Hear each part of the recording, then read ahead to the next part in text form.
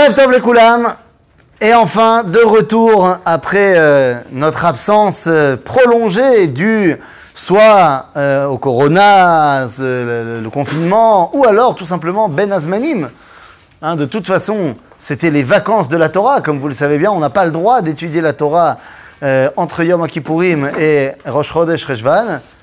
Non, évidemment qu'on a le droit, mais dans le monde des yeshivot, c'est les vacances. Ouais, donc, c'est le moment où de toute façon, il n'y a pas de cours. Et donc maintenant, on se retrouve. Ben voilà, on se retrouve.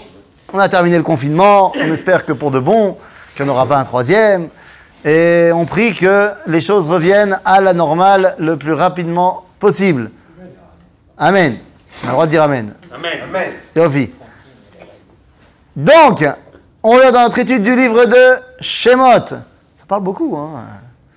C'est le retour. On revient donc au livre de Shemot et on est arrivé, si je ne m'abuse, la dernière fois, au Perek Vav. Perek Vav, verset... on va reprendre le verset tête. On avait terminé sur le verset tête, mais on va... Parashat Vaera, chapitre Vav, verset tête, dans les Chumashim blancs, c'est page 30. Ouais. C'est bon? Ah, on est à Youd. C'est pour ça que je dis, viens, on reprend le tête. On reprend tête et on enchaîne. Ok, c'est bon tout le monde? Yofi. Alors c'est parti. Donc, contextualisation de l'ambiance. Moshe est en discussion avec Dieu. Je vous rappelle que la première rencontre entre Moshe et Pharaon, c'est pas forcément très très bien passé. Et depuis qu'il est passé le voir, la situation a empiré pour les Bnei Israël. Donc, Moshe revient voir Dieu en lui disant « Allô, depuis que tu m'as envoyé là-bas, c'est encore pire. » Et c'est là que Akadosh Baruch Hu a donné à Moshe l'objectif. Voilà ce que tu vas devoir dire au Bnei Israël, voilà le pourquoi de la sortie d'Égypte. Et on avait parlé la dernière fois des fameux 5 termes de délivrance. Ken, ve'otseti, ve'itzalti, ve'ga'alti, ve'lakarti, ve'veti. Ok, les 5 termes de délivrance, y compris, je vous amènerai dans la terre que j'ai promise à Abraham, Yitzhak et Yaakov. Et donc voilà, Moshe part pour sa deuxième, je ne vais pas dire deuxième mission, c'est toujours la même, mais le deuxième essai, la deuxième partie de la mission. Et donc il vient voir les Bnei Israël. Et on nous dit, Vaïdaber Moshe ken el Bnei Israël, velo shamu el Moshe, mikotzer ruach ume avoda kasha. On avait terminé la dernière fois en expliquant ce que veut dire au niveau littéral, que les Bnei Israël sont trop épuisés, détruits moralement, physiquement, pour pouvoir entendre la profondeur des 5 termes de délivrance. On avait également expliqué, selon le Ralbag, qu'en fait c'est Moshe qui n'arrive pas à leur parler. C'est-à-dire qu'il leur parle, mais il n'a pas un langage qui est adapté au Bnei Israël. Ok? Et on avait dit qu'il a parlé Bezoulat Emtsaout Aaron. Que Aaron n'était pas là. Si Aaron avait été là, peut-être que ça aurait marché. Et j'ai terminé la dernière fois en disant, mais moi je pense que si Aaron il avait été là, ça n'aurait pas marché quand même.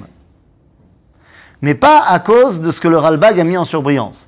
C'est-à-dire que le côté Moshe Rabbeinu, il n'arrive pas à avoir un langage qui est, j'ai envie de dire, assez bas pour le Bnei Israël, parce que lui, il vogue dans les sphères supérieures. C'est pas à ce niveau-là que je dis que Aaron, lui, il sait parler au Bnei Israël. Il connaît leur langage, il n'y a pas de problème. Mais il y a une autre raison qui fait que même si Aaron était là, ça n'aurait pas marché. Et cette raison, elle nous provient du Meshech Chochma de Rabbi Meir Simcha Cohen de Dvinsk.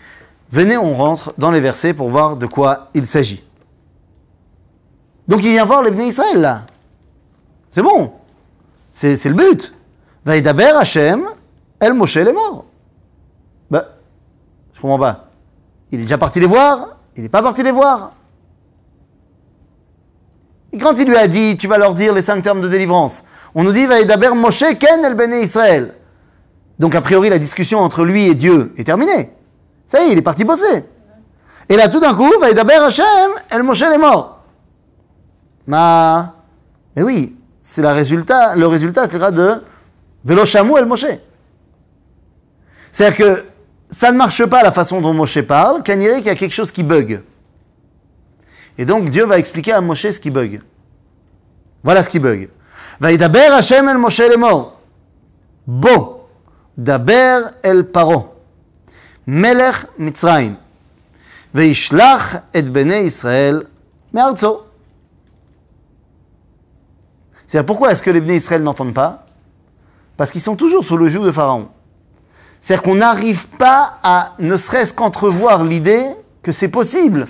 Ve'otzeti, ve'itzalti, ve'ga'alti, ve'lakarti, ve'eveti. C'est pas possible. C'est pas audible, quel que soit le langage. Pourquoi? Parce qu'ils sont toujours tachat, sous le joug de Pharaon. Donc, allez, cette fois, tu as été voir les Bnei Israël, ça n'a pas marché, va voir Pharaon. Alors, qu'est-ce qu'on va faire? Vaïdaber Moshe lifnei Hashem, les morts. Hen Bnei Israël lo shamu elai. Ve'ech yishma'eni paro. Ve'ani aral sfatayim. Alors, il y a plein de choses dans la réponse de Moshe. Moshe, il dit, les Bnei Israël, ils m'ont pas entendu. Comment tu veux que Paro, ils m'entendent?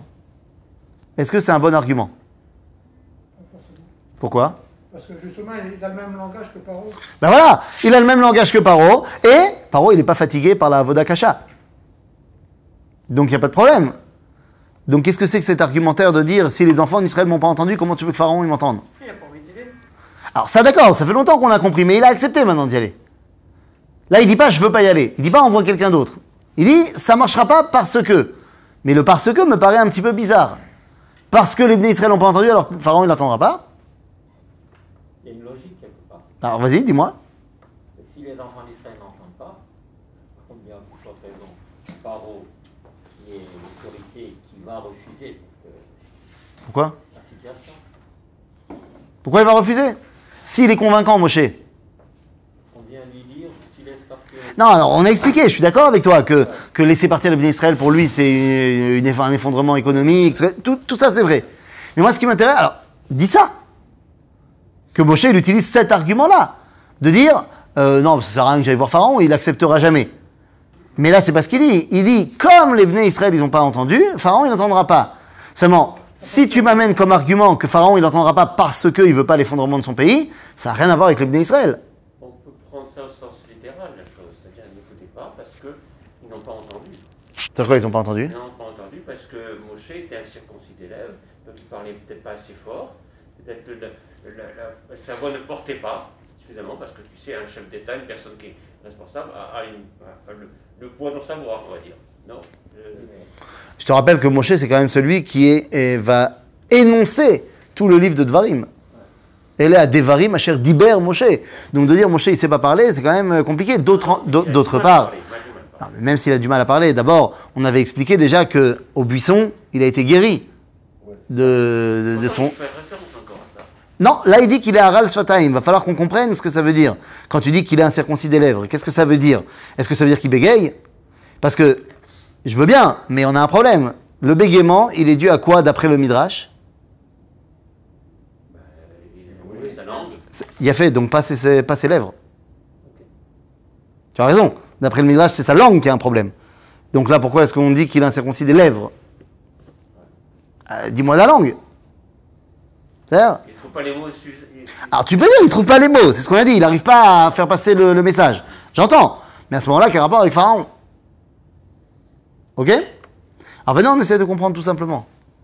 On a oublié, à force d'essayer de comprendre en profondeur, on oublie les bases. À Pharaon, il va lui dire quoi? Sans rentrer dans la philosophie, il va lui dire concrètement, je suis le représentant du peuple juif, laisse-moi partir. Laisse-les partir. Oui, laissez partir, c'est là. Ah bah oui, il va dire, bah, ils veulent même pas eux-mêmes. Il y avait, voilà l'argument de Moshe. Il dit, mais les Bnei Israël, ils m'ont pas entendu. Pour leurs raisons, l'Obéchané. Mais ça veut dire qu'ils ne sont pas derrière moi. Je vais venir chez Pharaon au nom des Bnei Israël. Il veut dire, ils sont où les Bnei Israël? Ils ne sont pas là, ils ne sont pas avec toi. Tu es tout seul. Il y a une scène comme ça dans ce film d'anthologie, 2 heures moins le quart avant Jésus-Christ. Vous vous rappelez de ce film? Avec Coluche et... Ah, tu l'as pas vu? Marcel. Voilà, Baigneur Marcel. Ah, un grand film des années, je sais pas, 70, 80, je sais pas. Et donc Coluche joue un représentant syndical des travailleurs de la ville.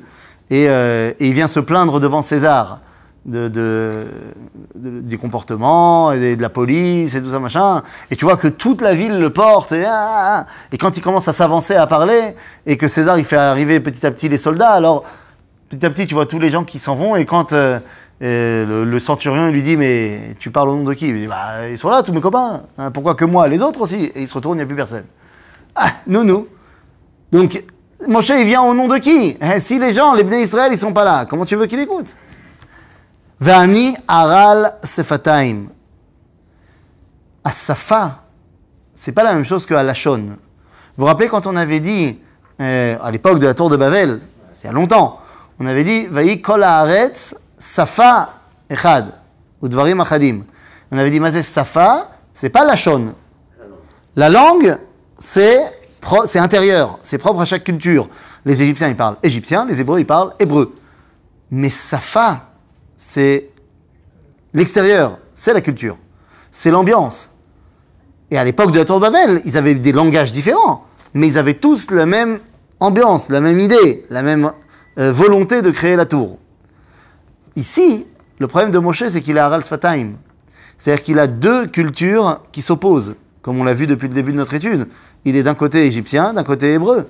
Et donc quand il vient voir Pharaon, il vient le voir en tant que quoi? En d'autres termes, j'ai pas les mots parce que je sais pas quel langage faut utiliser. Chez Pharaon, je parle comment? Chez les Bnei Israël, je parle comment? Chez les Bnei Israël, j'ai essayé de leur parler comme à Pharaon. Ça n'a pas marché. Si maintenant je viens voir Pharaon et je lui parle comme au Bnei Israël, ça va pas marcher non plus. Réponse de Dieu. Tov, Vaïdaber Hashem el Moshe vel Aaron. Ah, Aaron il n'était pas là, maintenant il est là. Donc ça veut dire qu'il va falloir à Aaron. Pourquoi faire? Je vais regarder. Vaïtzavem el Bnei Israël vel Paro melech Mitzrayim leotzi et Bnei Israël me'eretz Mitzrayim. Peut-être l'un des versets les plus incompréhensibles du texte. Donc Vaïdaber Hashem el Moshe vel Aaron, ça c'est facile. Dieu a dit à Moshe et à Aaron. Vaïtzavem, il leur a parlé pour qu'ils ordonnent. Et de quoi? Vaïtzavem el Bnei Israël vel Paro melech Mitzrayim leotzi et Bnei Israël me'eretz Mitzrayim.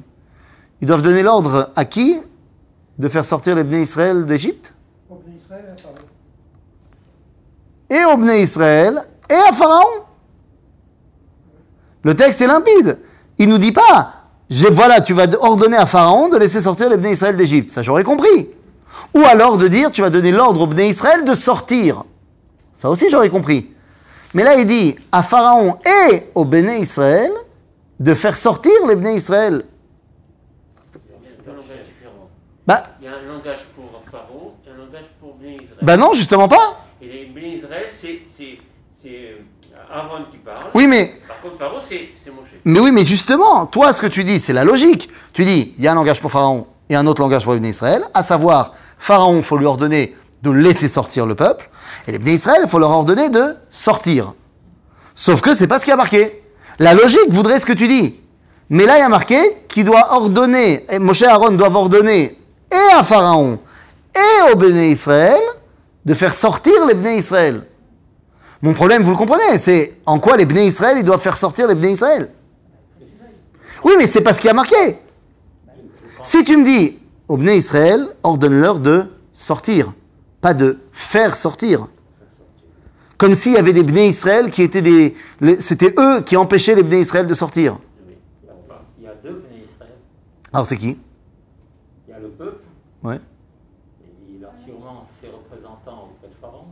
Ah, tu dis, il y a les hauts dignitaires du peuple juif, et c'est eux qui doivent expliquer. Les chefs, quoi. Vous savez que, évidemment, toutes ces parachutes-là sont très liées à Pessah, la Seder, tout ça. Il y a une halakha très importante du soir de Pessah, c'est que on a, nous, le devoir. Alors, évidemment, tu connais pas tout le monde dans l'univers, mais dans notre communauté, par exemple, d'être sûr qu'il n'y a personne dans la communauté qui n'a pas de quoi faire le Seder. C'est halakha b'Shulchan Aruch. C'est-à-dire qu'on doit faire en sorte que les pauvres, non seulement ils aient arba kosot, ils aient de la matzah, mais ils aient également un coussin pour pouvoir Cela jouait Ben Chorin. C'est-à-dire que nous avons la responsabilité de faire en sorte que tout le monde soit libre ce soir-là. Le Meshech Chochma, Rabbeinu Simcha Cohen, Meir Simcha Cohen de Dvinsk, donc un des grands commentateurs du début du XXe siècle, il dit quelque chose d'extraordinaire. Pour comprendre ce verset. Pour comprendre ce verset, il pose la question du verset d'après. Il dit, ce verset, qu'on a lu, c'est l'ordre de Dieu à Moshe et à Aaron d'aller faire le travail. Tu t'attendrais à ce que le verset suivant, on voit Moshe et Aaron aller faire le travail. Or, c'est pas le cas. Tu as tout un passage énorme, en fait, qui va du verset Yud Dalet jusqu'au verset Kaf Zayin. Donc, on a 13 versets, 14 versets, qui a priori n'ont absolument rien à voir, qui font une espèce de coupure. C'est le chéni de la paracha. Ça a l'air d'être une énorme coupure. Tu te dis, mais ma kécher. Et juste après, on revient. On dirait qu'on a fait un recensement. Et on te dit quoi? On te dit Eled Raché Bet Avotam, Bene Reuven, Bechor Israël. Alors, c'est qui voilà les chefs des maisons. Et on a les enfants de Reuven, qui est le Bechor d'Israël, donc de Yaakov. Chanoch, Upaluch, Hetzron, Vekarmi, elle Mishpechot Reuven. Ou Ben Shimon, Yemuel, Veyamin, Veoad, Veyachin, Vetzochar, Veshaul Ben Aknaanit, elle Mishpechot Shimon. Ve'ele Shemot Ben Levi, Letoldotam, Gershon, Ukeat Umerari. Ushne Chaye Levi, 7 ו-30 שנה ו100 שנה. בני גרשון, לבני ושמעי למשפחותם. ובני קהת, עמרם ויצהר וחברון ועוזיאל. ושני חיי קהת, 3 ו-30 ו100 שנה. ובני מררי, מחלי ומושי, אלה משפחות הלוי לתולדותם. ויקח עמרם את יוכבד דודתו לו לאישה, ותלד לו את אהרון ואת משה, ושני חיי עמרם 7 ו-30 ו100 שנה. ובני יצהר, קורח ונפג וזכרי. ובני עוזיאל, מישאל ואלצפן וסטרי. ויקח אהרון את אלישבע בת עמינדב אחות נחשון לו לאישה, ותלד לו את נדב ואת אביהו ואת אלעזר ואת איתמר, ובני קורח אסיר ואלקנה ואביסף, אלה משפחות הקרחי. ואלעזר בן אהרון לקח לו מבנות פותיאל לו לאישה, ותלד לו את פנחס, אלה ראשי אבות הלוויים משפחותם. הוא אהרון ומשה, אשר אמר השם להם, הוציא הוא את בני ישראל מארץ מצרים על צבאותם. הם המדברים אל פרעה, מלך מצרים, להוציא את בני ישראל ממצרים, הוא משה ואהרון. Et là on termine. ויהי ביום דיבר השם אל משה בארץ מצרים, et c'est parti. Et on revient. C'est-à-dire que c'était une société très clanique, c'est-à-dire qu'il y avait des chefs de tribus, et qui ne voulaient pas perdre leur pouvoir, quelque part. Oui, mais attention. Il y a juste Reuven, Shimon et Lévi. Il y a juste Reuven, Shimon et Lévi, ils sont où les autres? On a l'impression qu'on t'a fait un recensement pour arriver à la famille de Moshe. On a affaire aussi à, enfin, je ne sais pas pourquoi le Shimon intervient, Mhm. mais on a affaire à ceux qui vont s'opposer à Moshe. On voit d'où il vient. Ah, Korach. Korach et, comment il s'appelle, celui qui était avec lui, il était de Reuven. Ah, non, tu parles de quoi? De Datan Aviram. Ouais. Datan Aviram également. Bnei Reuven. Nous? C'est un problème cette histoire. Comment est-ce que... Pourquoi ils sont là? Ah, donc je vous dis, le Meshech Chochma, il dit incroyable. Il dit, c'est très simple en fait à comprendre. Et ça explique pourquoi il manque une personne dans la liste. Dans la liste, il manque Myriam. Ils t'ont mis tout le monde, machin, ils n'ont pas mis Myriam. Alors tu vas me dire, ils n'ont pas mis les autres filles, il y avait certainement d'autres filles également. Oui d'accord, mais les autres filles, on ne les connaît pas. Myriam, on la connaît. C'est bizarre. Et il nous dit, en fait, c'est très simple. Il écrit ça, le Meshech Chochma, en 1917. Juste après les révolutions russes. Qu'il a vécu, hein. Il habite à Dvinsk. Il est en plein dedans, quoi. Et il explique la chose suivante. Il dit, Yitachen ki gam az. Il dit, il y avait également à l'époque, comme aujourd'hui, au sein de ceux qui persécutent le peuple juif, des juifs qui persécutaient d'autres juifs, parce qu'ils étaient proches de l'État. Maintenant, évidemment que les juifs, ils étaient tout gagnants, parce que les juifs, ils préféraient être serviteurs, esclaves d'un juif, plutôt que d'un égyptien ou d'un russe. Parce que même s'ils étaient maltraités, ils étaient quand même mieux traités que s'ils étaient chez l'égyptien. Donc c'était un win-win. Il nous dit le Meshech Chochma, et c'est qui les Juifs qui asservissaient d'autres Juifs? Les tribus de Réhouven, Shimon et Lévi. C'est qui les Juifs qui asservissaient d'autres Juifs? C'est les tribus de Réhouven, Shimon et Lévi. Et c'est pour ça que c'est eux qui sont mentionnés ici. Ah, Lama, c'est eux qui asservissaient. Ben, c'est les grands. C'est les patrons. Quand ils sont arrivés en Égypte avec Yosef, qui c'est qui a pris le contrôle des Bnei Israël Begoshen? Baruch que c'est Réhouven, Shimon et Lévi. C'est les grands. Pourquoi? Jusqu'à présent, il y avait un conflit entre Yehuda et Yosef. Nachon. Et tu te rappelles de ce qui s'est passé avec Yehuda? Vayered Yehuda. C'est-à-dire qu'il s'est montré au final, à la fin de Bereshit, comme étant celui qui reprend les rênes. Nachon, du peuple juif. Pas des relations avec Pharaon.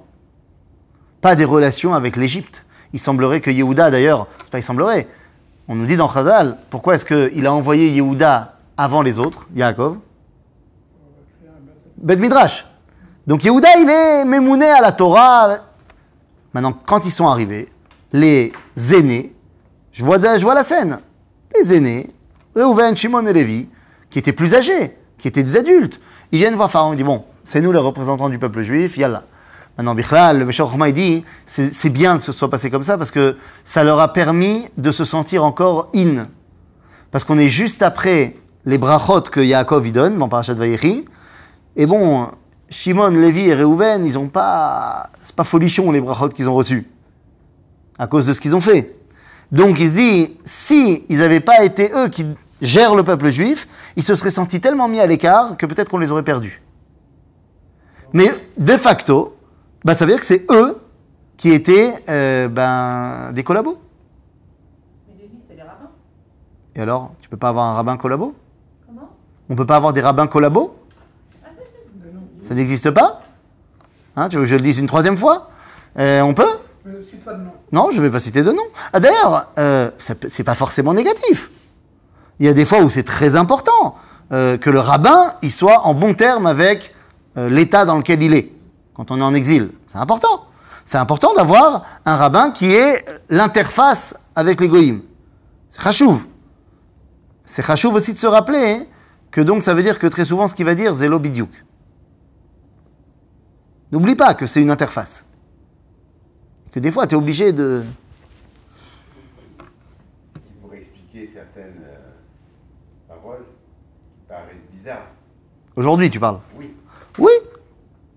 On a envie de penser que ce n'est uniquement pour ça qu'il y a ces paroles-là, et pas parce que l'exil a pris le pas sur leur identité profonde. Bravo. C'est-à-dire, donc quoi qu'il en soit, ça explique pourquoi l'ordre est donné et à Pharaon, et aux Bnei Israël, de faire sortir les Bnei Israël d'Égypte.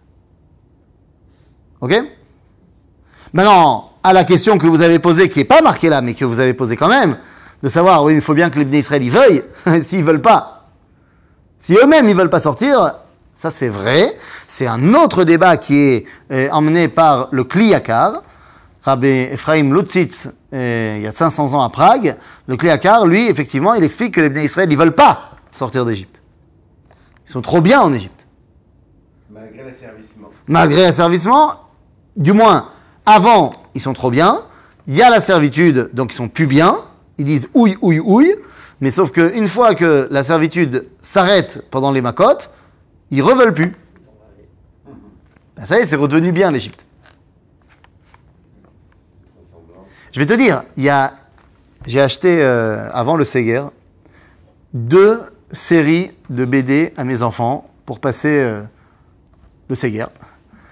Et alors j'ai mon côté Ashkenaz qui a repris de dessus, mais je l'ai calmé avec la 2e série qui est une série séfarade de la Méhadrine.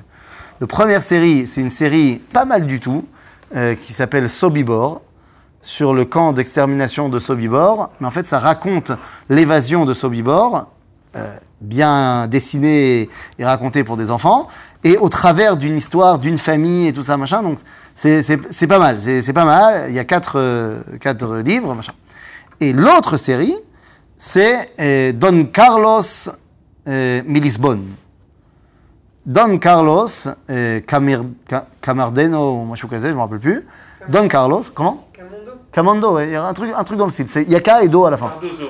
Non, il n'y a pas de zo. Bon, un truc dans le style, je ne me rappelle plus exactement, qui était un des amiraux en chef de la flotte portugaise, sous l'Inquisition, et qui était juif. Mais évidemment, caché. Évidemment caché. Et donc toute l'histoire, c'est de voir comment, à un moment donné, il va se faire découvrir, il est jeté en prison de l'Inquisition, toute une histoire. Maintenant, dans l'histoire, il y a à un moment donné un des dirigeants de la communauté juive qui lui aussi avait une identité truc, mais qui est découvert et qui est pourri en prison depuis pas mal de temps. Et ce Don Carlos, il met en place une opération pour le sauver, pour le faire s'enfuir avec le premier bateau qui part au Brésil. Et donc ils réussissent, machin. Et sauf que, au final, tu vois que les mecs, ils arrivent au Brésil, les Juifs, et ils sont, genre, c'est la terre promise. Ils sont arrivés au Brésil, Zéou. Enfin, Dieu a entendu nos promesses, il nous a sortis de l'exil, et on est arrivé au Brésil. Pourquoi est-ce qu'ils n'ont pas pris le bateau pour aller de l'autre côté? Ça, c'est une autre question. C'est-à-dire, donc si les Bnei Israël ne veulent pas sortir d'Égypte, parce qu'ils sont bien là-bas, ou alors ils sont prêts à sortir de France parce qu'ils se disent la France, ça commence à sentir le roussi, il y a des caricatures qui sont interdites, et si on les dit, on se fait décapiter, et d'un autre côté, tu te balades rue de Rivoli et tu vois des croix gammées partout.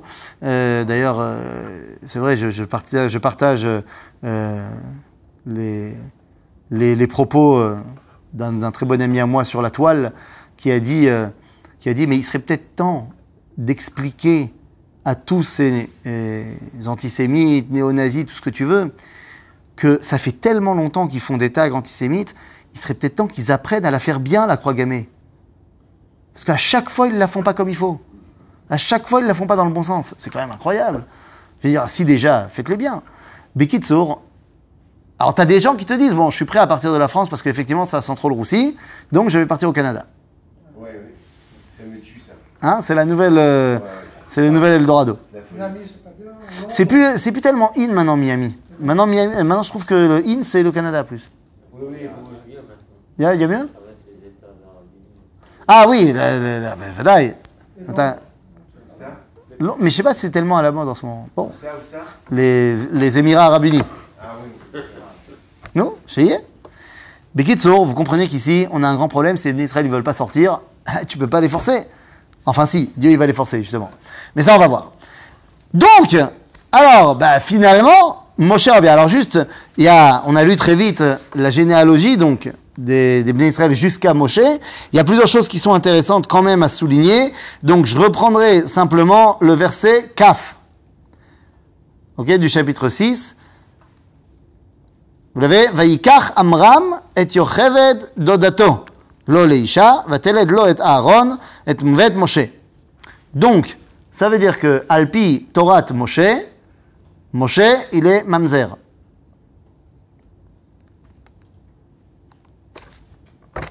Ah oui. Parce que d'après la Torah de Moshe, dans le livre de Vayikra, Parashat Harayot, on n'a pas le droit de se marier avec sa tante. Ça fait partie des relations interdites. Or là, c'est clairement dit que Amram se marie avec Yocheved, sa tante. Donc d'après la Torah de Moshe, il ne peut pas naître. Bon, vous allez me dire, il n'y a pas de problème, c'est avant la Torah. Nachon. Mais ça montre qu'il y a une limite à la capacité de Moshe à dévoiler la Torah.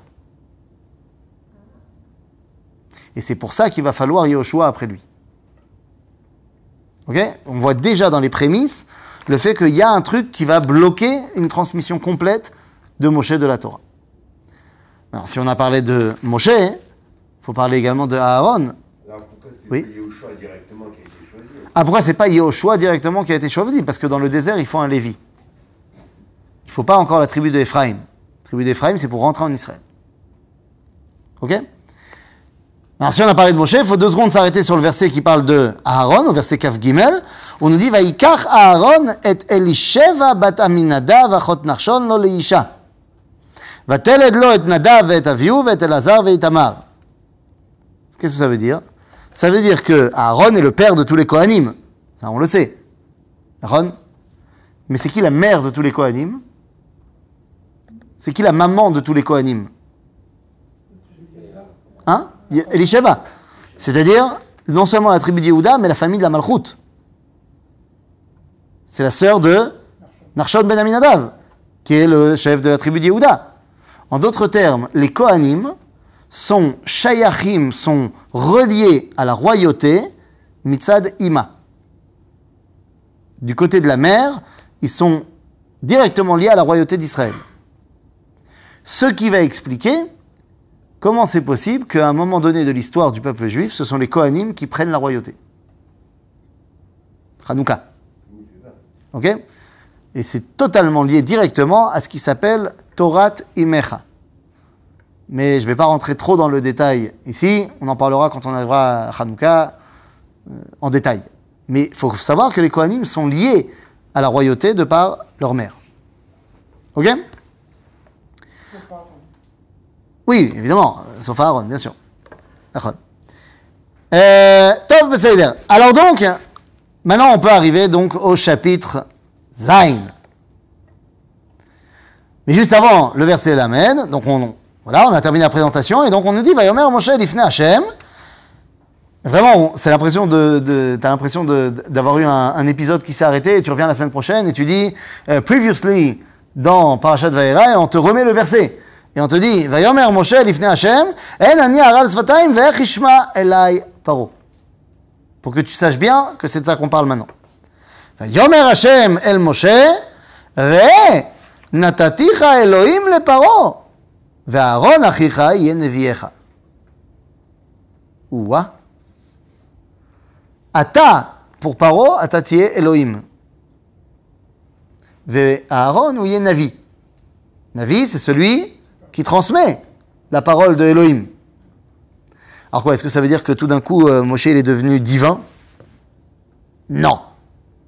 Moshe c'est Ben Adam, et il est plus grand que tout le monde, mais il reste Ben Adam. Et la mazé Elohim, dans le langage du Tanakh, Elohim, c'est une valeur absolue. C'est pour ça que le Tanakh appelle les Shoftim Elohim. Elohim lo tekalel, ça veut dire que tu n'as pas le droit de mépriser tes juges. Parce qu'ils rendent une justice, donc la Torah, et donc c'est une valeur absolue. Face à Pharaon, il va présenter le dévoilement de Dieu, du divin.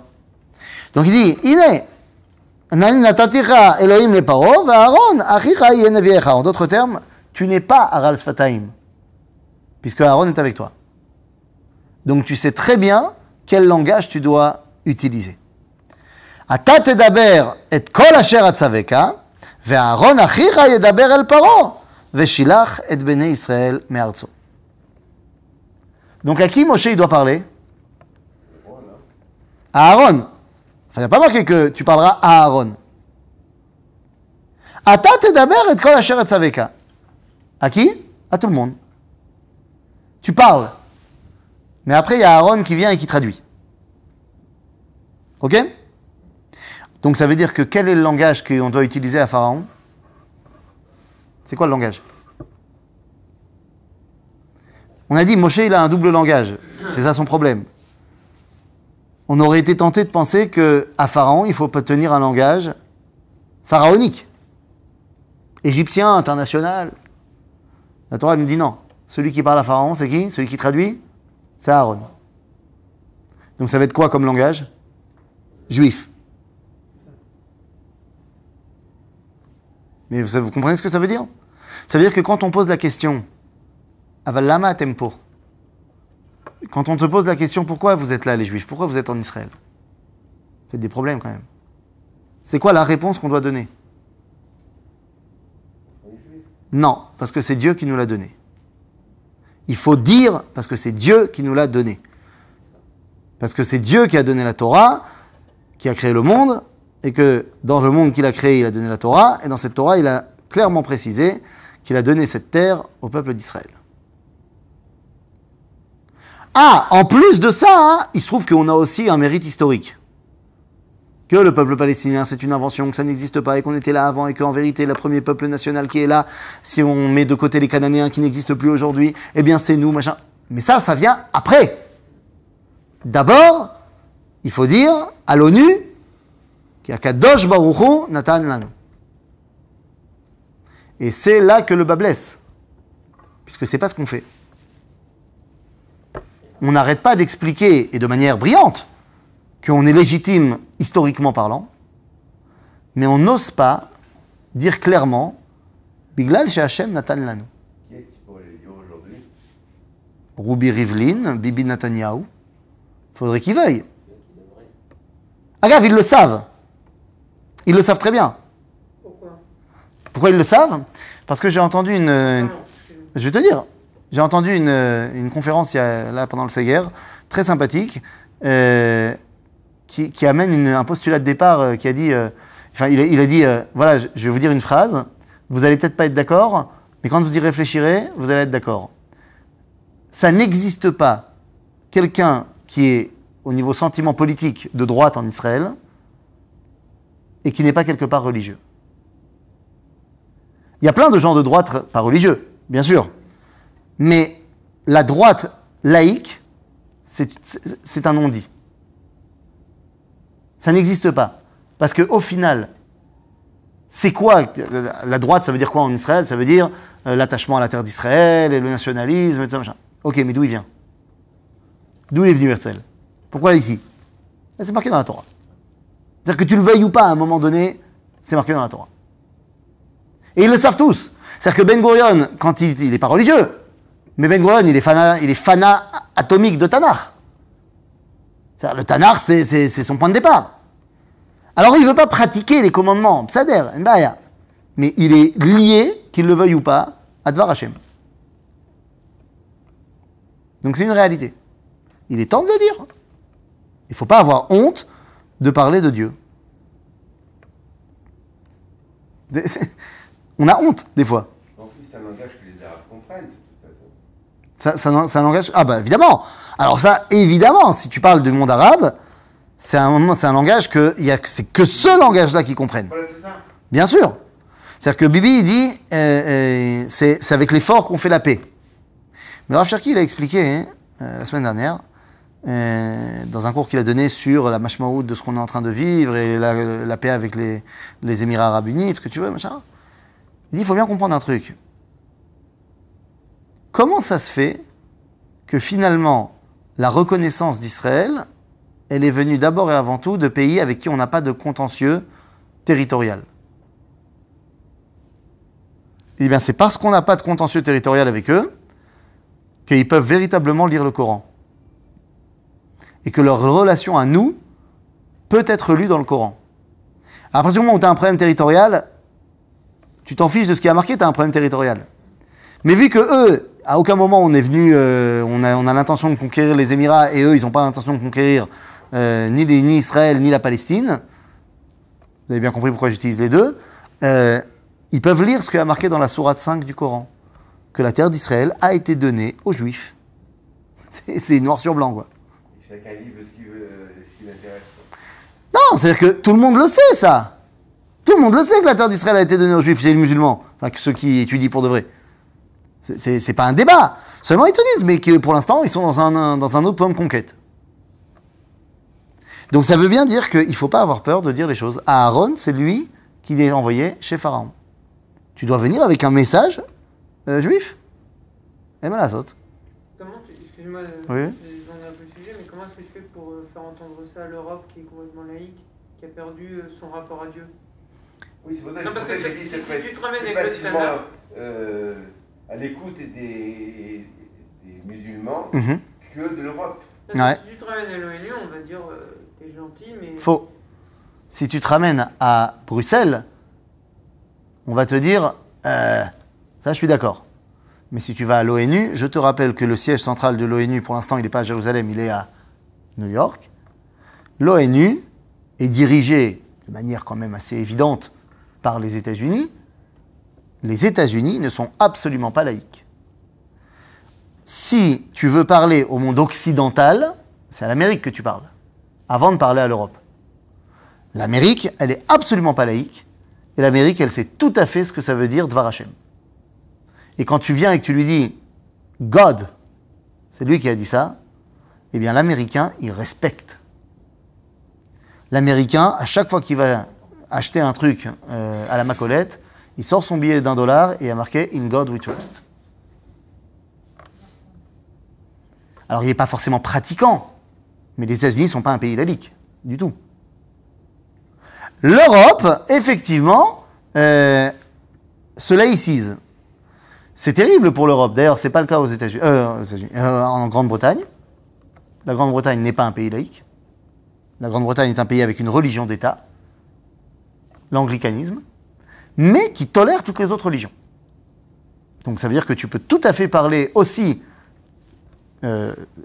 divinité avec le Royaume-Uni. Pour ce qui est de la vieille dame, pour ce qui est des pays latins d'Europe, qui ont décidé de se couper de leurs racines théologiques, effectivement, tu vas dire ça, ils vont te dire « Ah, tu es un fanatique », c'est pas grave, de toute façon, ils sont déjà conquis par d'autres fanatiques.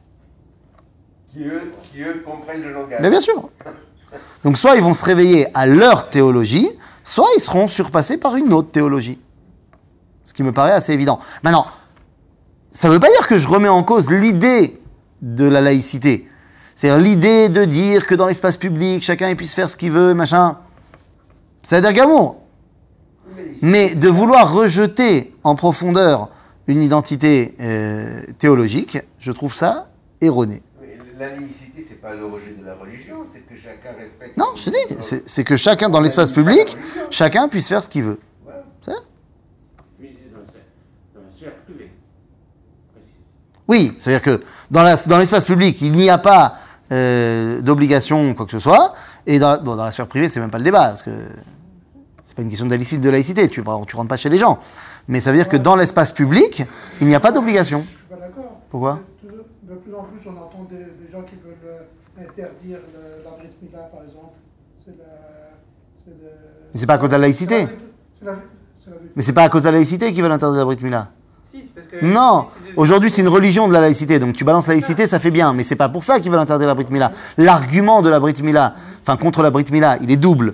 Il est que c'est un acte chirurgical et que donc c'est absolument intolérable que ce soit pratiqué par des gens qui ne sont pas des chirurgiens. Ça c'est premier argument. Deuxième argument, on n'a pas demandé l'autorisation. voilà, qu'on n'a pas demandé l'autorisation à l'enfant de lui porter une atteinte à son corps de manière irréversible. Voilà les deux arguments. Ça n'a rien à voir avec la laïcité. Mais c'est dans la vie privée. Oui, mais ça n'a rien à voir avec la laïcité. On peut porter des combats, d'autres combats, mais qui sont... Non, mais c'est des arguments, mais Oui, parce qu'aujourd'hui... c'est la laïcité. Non, c'est pas la laïcité. Mais c'est la sphère privée. Mais c'est la sphère privée. Mais c'est la sphère privée, donc la sphère privée, on s'en fiche. Au niveau de laïcité, les gens, ils s'en fichent que dans ta maison, tu mettes un tapis par terre, même les plus laïcs. Ils te disent pas que dans la maison, tu peux pas mettre un tapis par terre et te prosterner 5 fois par jour. Ça, ils s'en foutent. Ce qu'ils veulent pas, c'est que tu fasses ça dans la rue. C'est autre chose. Maintenant, pour ce qui est de la Brit Mila, ils te mettent ça sous couvert de laïcité, parce que dire de laïcité, ça fait bien, ça fait genre t'es du côté de la lumière. Mais en fait, c'est pas ça les arguments. Puisque la laïcité, la Brit Mila, elle se fait pas dans la rue. Elle se fait dans la synagogue en général. Donc les mecs qui veulent interdire ça parce qu'ils sont pas laïcs, ils sont juste anti-autre chose. Et donc ils te disent, attention, c'est dans des synagogues alors que ça devrait être en milieu hospitalier, machin, nanana. Et en plus, on va pas demander la permission à l'enfant. Agave, comment est-ce qu'on se bat contre ça? C'est quoi les réponses qui sont pour l'instant données par les rabbins européens? Parce que c'est là-bas que les combats se mènent pour l'instant là-dessus. Mais c'est dans la Torah, Dieu nous a demandé. Oui, non, mais d'accord, mais c'est dans la Torah. Mais comment est-ce qu'on va arranger, qu'on va pouvoir donner... Ça, ils le disent, tu vois, par exemple, pour la Brit Mila, c'est pas caché que c'est un commandement du judaïsme. Mais comment ils vont répondre au fait que c'est un acte... Alors, ils répondent pas à la question chirurgicale, parce qu'ils veulent pas y répondre. Parce que sinon, à un moment donné, ils vont devoir accepter l'idée que seul un moël chirurgien a le droit de pratiquer la Brit Mila. Ils sont très contents pour l'instant de ne pas y répondre. Parce que t'imagines... Il y a des médecins juifs partout. Oui, mais il y a une différence entre médecin et chirurgien. Tout le monde n'est pas chirurgien. Donc, je pense que pour l'instant, ils sont très contents de ne pas devoir répondre à ça. Et l'autre question de... on pratique un acte... on donne une plaie à l'enfant irréversible et qu'on ne lui a pas demandé. Ça, ils ont une réponse déjà toute faite, les rabbins, c'est de dire, oui, mais on fait exactement pareil chez tous les enfants quand on leur fait des vaccins. Quand on leur fait des vaccins, on donne un mal à l'enfant sans qu'il lui ait demandé quoi que ce soit. Et il y a des risques. Parce que c'est quoi? Ils te disent quoi? Ils te disent il y a des fois des brit milotes qui tournent très mal et machin. Non. Il y a des fois des statistiques très rares, mais il y a aussi dans les vaccins, des fois des gens, des trucs qui tournent mal, machin. Bon. C'est pour ça que les Hein? mêmes, Il y a peut-être l'essai du nouveau vaccin. Ah, je sais pas. C'est quelqu'un qui est devenu, je sais pas quoi. Ah ouais? Non. que certains parmi ceux qui sont contre la brite sont également contre les vaccins. Ça va, non, c'est la brioute. Non, pour ce que tu dis, la shrita, c'est encore un autre problème. Parce que la shrita, alors ils vont te dire aussi que l'argumentaire de dire que c'est pas fait dans des conditions d'hygiène, machin, mais ça, à la limite, tu peux répondre facilement en disant, bah, viens voir. T'as qu'à faire des endroits de shrita qui répondent aux conditions d'hygiène. Ça, c'est pas un problème de répondre aux conditions d'hygiène. Après, il y a le débat de, voilà, ça fait souffrir l'animal, machin. Mais ça, alors ça va être un débat de vétérinaire. C'est un débat de vétérinaire. C'est pour ça que, en l'occurrence, mon oncle, c'est lui qui est responsable de la shrita, enfin des débats de la shrita en France, sous mission officielle du grand rabbin de France, parce que avant d'être rabbin, il était vétérinaire. Donc, il vient avec un message scientifique en disant que l'afka la shrita, c'est mieux pour ne pas faire souffrir l'animal. Donc ça, c'est un débat, si tu veux. Ok, C'est pas les mêmes qui critiquent la shrita. Ça va venir, bien sûr, mais c'est pas une question de laïcité là aussi. Mais si, mais c'était prétexte. Mais c'est pas une question de... Ah, bien sûr, c'est prétexte. En vérité, c'est Non, la laïcité, c'est un prétexte. le contraire. Parce qu'ils s'en fichent. Ça veut dire quoi la laïcité? On s'en fiche de savoir si la bête elle est abattue par un couteau ou par un pistolet. Ce qu'ils veulent, c'est que ce soit pas religieux. C'est ça, Donc, mais oui, mais l'argument, c'est pas ça qu'ils disent. Mais c'est pas ça qu'ils disent comme argument. C'est parce que c'est un prétexte. Ils apportent des prétextes une fois. Mais pas du tout. Mais pas du tout. Ils veulent pas que ce soit religieux. C'est-à-dire qu'ils ont un problème avec le. Ils ont un problème avec le fait que ce soit juif ou musulman, en l'occurrence. Ils veulent pas que ce soit laïque. Ils veulent juste que ce soit pas ça ou pas ça. C'est pas que je suis fan de la laïcité. Je ne veux pas que ce soit comme ça ou comme ça. Parce qu'au final, qu'est-ce que tu t'en fiches? C'est pas pour toi. Ça ne les concerne pas. Il y en a aussi. C'est quoi, il y en a aussi? Selon la laïcité. C'est quoi? C'est pas parce que c'est juif ou musulman. Mais en quoi mais en quoi la vache, elle est ni juive ni musulmane? Donc en quoi c'est laïque d'abattre un animal ou pas? Ça n'a rien à voir avec la laïcité. Ça se passe pas dans l'espace public, ça se passe dans l'abattage. Donc, on te met l'autocollant laïcité pour que ça passe. Mais en fait, l'argument, il n'est pas laïque. Quand tu dis, j'ai un problème avec les prières de rue, là, tu peux jouer l'argument, la laïcité, dans l'espace public, machin. Mais l'argument dans des endroits qui ne sont pas l'espace public, c'est pas laïque. Mais tu mets l'autocollant pour que ça passe. Parce que ça va pas le faire si tu dis, moi, je veux interdire l'abattage rituel parce que j'ai un problème avec le rituel. Donc je le dis pas. Je dis soit c'est au nom de la laïcité, soit je dis que le couteau c'est quand même vachement plus barbare que l'étourdissement, ou alors je dis que les conditions d'hygiène sont déplorables là-bas, et ainsi de suite. Non, mais on entend abattage rituel, on n'entend pas couteau ou... Oui, mais qu'est-ce qui les dérange hein? Mais qu'est-ce qui les dérange dans la... L'interdit, c'est l'abattage rituel. Mais encore une fois, l'abattage... Les mecs, tu crois que le mec, quand il va chez Auchan, je sais pas si on peut dire des marques, le mec, quand il va chez le boucher et qu'il va acheter sa viande, il s'en fiche de savoir si il y en a un qui a dit Baruch Ata Hashem lifnei ashrita ou qu'il a dit sa sourate en arabe avant de faire sa shrita. Tu crois qu'il y pense à ça? Non, il y pense pas. Le lobby, il est fait sur le fait que non, la souffrance animale, tu comprends, c'est terrible et tout, machin. Donc, je veux que tu saches que cet animal-là, on l'a fait souffrir, on l'a égorgé au lieu de l'abattre avec un pistolet. Et donc, je veux la traçabilité des animaux pour que tu saches. Entre parenthèses, moi j'ai déjà dit à mon oncle, ça reste entre nous évidemment, hein, personne ne sortira pas d'ici, de cette pièce, mais moi j'ai déjà dit à mon oncle que tous les problèmes, parce que c'est quoi je parle pas des musulmans, mais la peur dans le monde du kasher. C'est quoi la peur sur la traçabilité? Pourquoi ils ont tellement peur de la loi sur la traçabilité des aliments? Parce que à partir du moment où tu peux tracer, tu peux faire du boycott. Bon, d'accord, mais moi j'ai dit, mais on s'en fout. Si la viande cachère, elle est faite pour les juifs, ils vont pas boycotter la viande cachère, les juifs. Il dit non, mais tu peux pas parce qu'il y a un manque à gagner terrible. Pourquoi? Parce que plus de la moitié de la bête qui est shritée, elle va chez les goïms. Les meilleurs morceaux d'ailleurs. Et pourquoi elle va chez les goïms? Parce qu'ils s'entêtent à ne pas vouloir faire apprendre à leurs shochatim comment on enlève le nerf sciatique.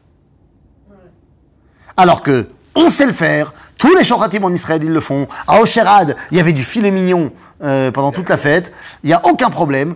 Et il est temps qu'ils arrêtent Ribono Shel Olam en France avec et j'ai demandé à mon oncle, mais pourquoi vous faites pas ça quoi?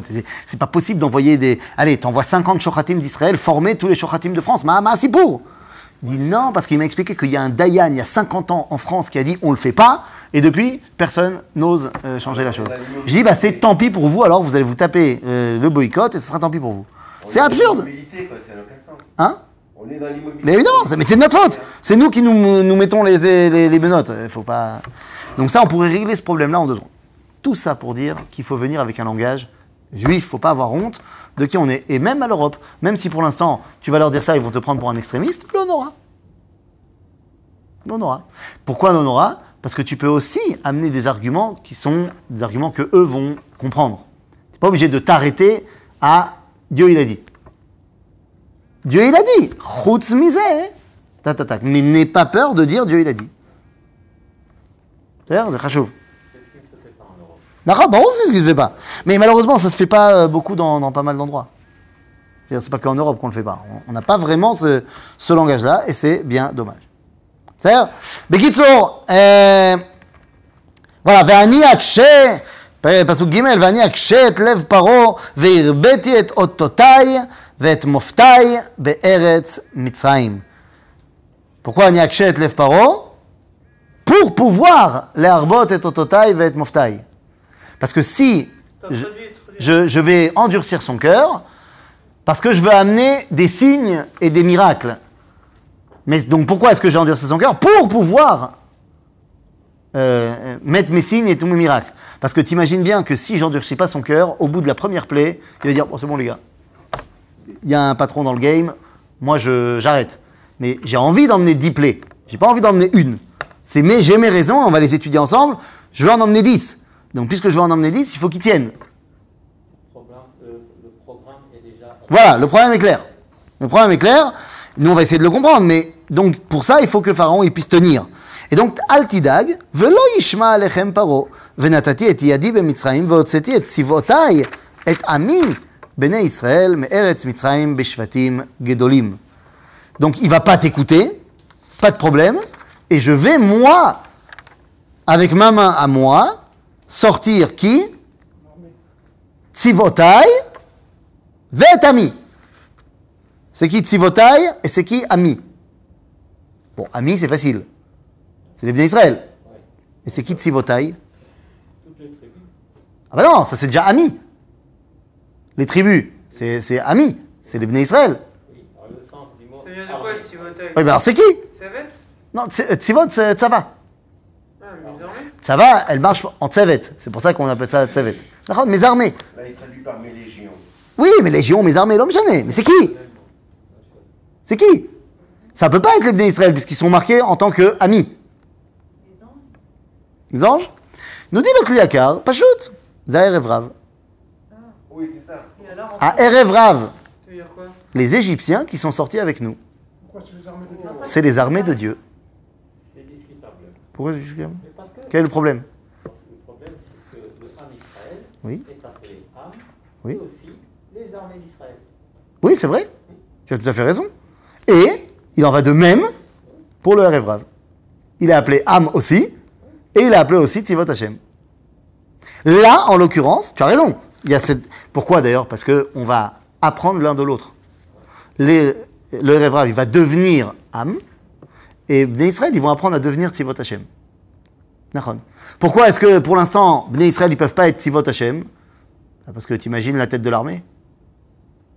Ils sont miskénim pour l'instant.